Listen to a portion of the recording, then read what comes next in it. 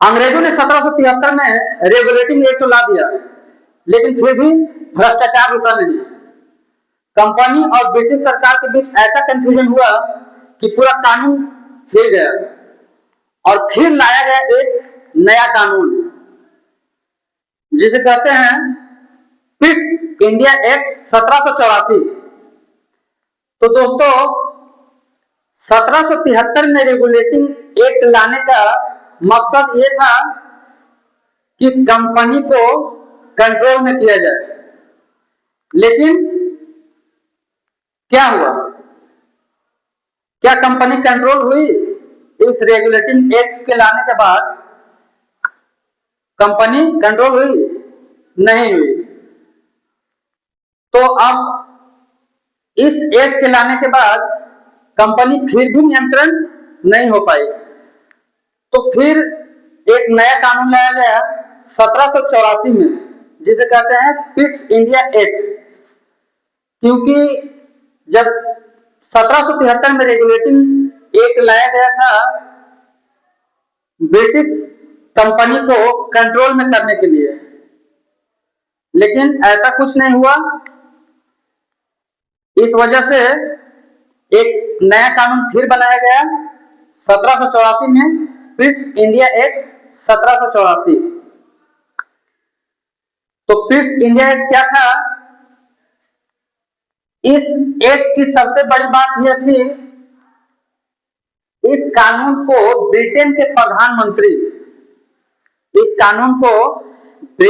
प्रधानमंत्री William pit the younger के नाम पर बनाया गया था। 1784 का कानून पिट्स इंडिया एक्ट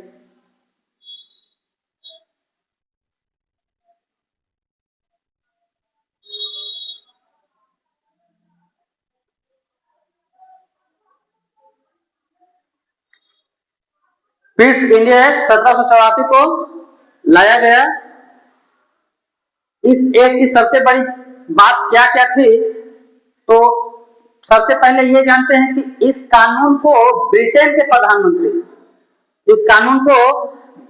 प्रधानमंत्री विलियम पिट द यंगर के नाम पर बनाया गया।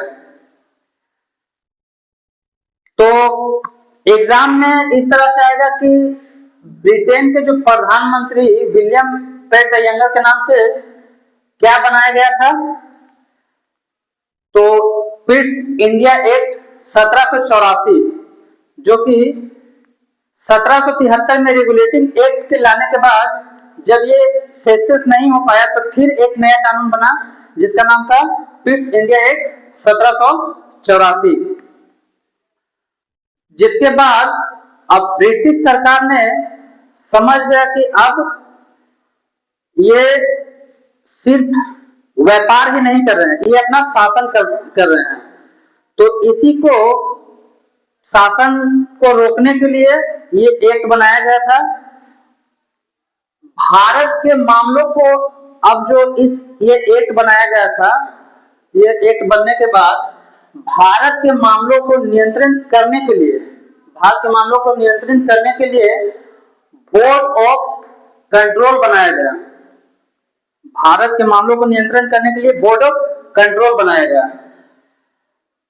इसके बाद अब कंपनी राजनीतिक मामलों पर ब्रिटिश सरकार की सीधी नजर रहेगी। तो इस एक्ट के बनाने के बाद अब कंपनी का जो भी कार्य रहेगा अब उसका सीधा ब्रिटिश सरकार पे इसका नजर रहेगा कि आखिर इन लोग किस ढंग से व्यापार कर रहा है, क्या व्यापार के साथ साथ अपना सिर्फ शासन करना चाह रहा है, भारत पे सिर्फ राज करना चाह रहा है। तो इस वजह से ब्रिटिश सरकार की अब सीधी नजर कंपनी पर रहेगी। यानी कंपनी व्यापार करेगी, लेकिन असली ताकत अब धीरे धीरे ब्रिटिश सरकार के हाथ में जाने लगी। कंपनी व्यापार करेगी लेकिन असली ताकत धीरे धीरे ब्रिटिश सरकार के पास जाने लगी। इससे पहले जो एक्ट बनाया गया था वो पूरी तरह से सक्सेसफुल नहीं था, ठीक है। इसी वजह से एक यह कानून बनाया गया था फिट्स इंडिया एक्ट, क्योंकि जब ब्रिटिश सरकार को यह बात पता चला कि रेगुलेटिंग एक्ट का असर अब सर मतलब अधिकारियों पे, ब्रिटिश अधिकारियों पे नहीं पड़ रहा, इस वजह से ये एक्ट लाया गया और एक व्यवस्थित कानून बनाया गया। तो इस कानून को ब्रिटेन के प्रधानमंत्री विलियम पिट द यंगर के नाम पर बनाया गया। क्या बनाया गया? William pit the younger. 1784 में यह कानून बनाया गया। विलियम पिट द यंगर 1784 में बनाया गया। इससे पहले जो कानून बना था 1773 में रेगुलेटिंग एक्ट, तो क्या ये रेगुलेटिंग एक्ट सक्सेस हुआ था? नहीं हुआ था। रेगुलेटिंग एक्ट सक्सेस नहीं होने की वजह से ये 1784 में फिट्स इंडिया एक्ट को लाया गया। तो ये सब देख लीजिए, नोट डाउन कर लीजिए। भारत के मामलों को सीधे नियंत्रण करने के लिए बोर्ड ऑफ कंट्रोल बनाया गया। इस बोर्ड ऑफ कंट्रोल में दोनों के बीच बहस हुआ और बहस के बाद मतलब नतीजा ये निकला कि अब कंपनी व्यापार करेगी, लेकिन अब कंपनी के सीधे जो मालिक होंगे ब्रिटिश सरकार की पूरी नजर रहेगी। इस एक्ट के दौरान ब्रिटिश सरकार और सुप्रीम कोर्ट में बहस भी हुई थी, दोनों के बीच टकराव भी हुआ था। दोस्तों असली ताकत अब जो इस एक्ट के बाद सीधे ब्रिटिश सरकार की रहेगी। कंपनी व्यापार करे, शासन करे, मतलब अब जो इसका देख रेख है अब ब्रिटिश सरकार पे रहेगी। लेकिन दोस्तों सबसे बड़ा सवाल है यह है कि आखिर कंपनी भारत पर इतना नियंत्रण क्यों करना चाहते हैं? ये आप लोग कमेंट में बताएं कि कंपनी ब्रिटिश सरकार का जो एक तरह से कह सकते हैं कि रेडीमेड बनाया गया ये एक्ट होता है कि कुछ भी हो तो एक्ट लागू कर दिया जाए, जिसके कारण कहीं ना कहीं ये प्रभाव पड़ रहा था वहां के किसानों को, वहां के भारतीय जो छोटे मोटे व्यापारी हैं उन लोग पे प्रभाव पड़ रहा था कि कुछ भी होता था तो ब्रिटिश सरकार द्वारा वहां से ब्रिटेन से एक रेडीमेड एक्ट इन लोग पे थोप दिया जाता था। इससे पहले भी 1773 में जो रेगुलेटिंग एक्ट लाया उससे भी कोई प्रभाव नहीं पड़ा और 1784 में फिट्स इंडिया एक्ट। अब देखते हैं कि इस एक्ट का क्या आगे असर होता है।